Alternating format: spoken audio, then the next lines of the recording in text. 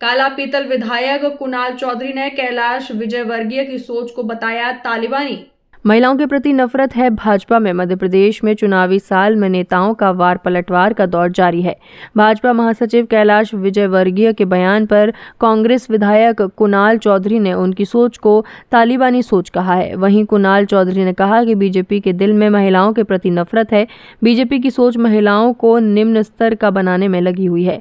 महिलाओं को चार दीवारी के अंदर रखा जाए, यही सोच है भाजपा की। मोदी भी शूर्पणखा शब्द का इस्तेमाल कर चुके हैं।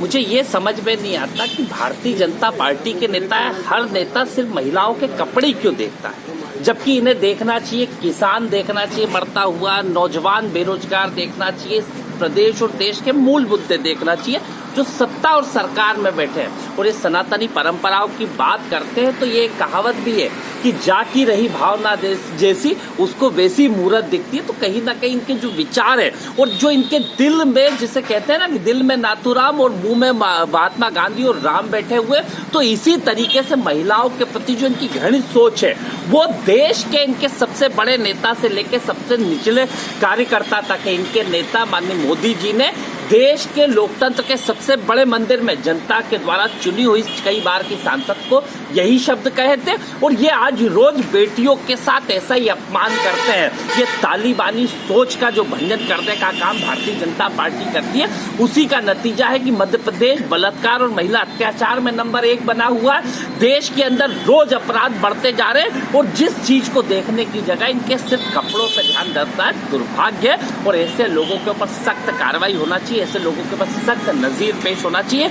महिलाओं को सिर्फ वोट के लिए लाडली बहना लाडली बातें करेंगे और जो अपमान उनका करेंगे, ये उनकी भावना ऐसी, और इनके दिल में हमेशा महिलाओं के प्रति गलत सोच भारतीय जनता पार्टी के शीर्ष से लेकर निचले स्तर तक के नेताओं के अंदर है। सीएम साहब अलग-अलग है कि वो बिंद में कमजोर पड़ रही है। देखिए, मुझे लगता है दुर्भाग्य इस देश का कि इस देश के प्रधानमंत्री किसी राज्य में आते हैं, कभी ट्रेन को झंडी दिखाने आते हैं।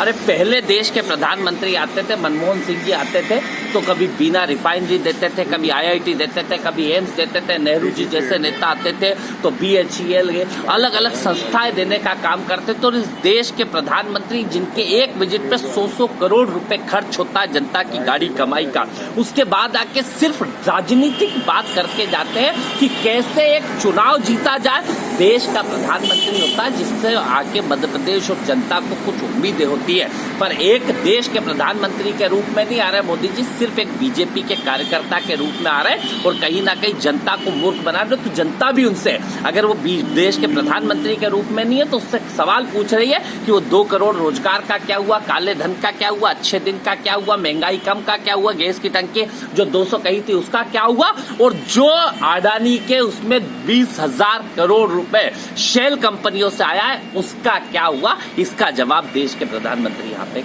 आके दें। अलग से बैठक करेंगे साथ को।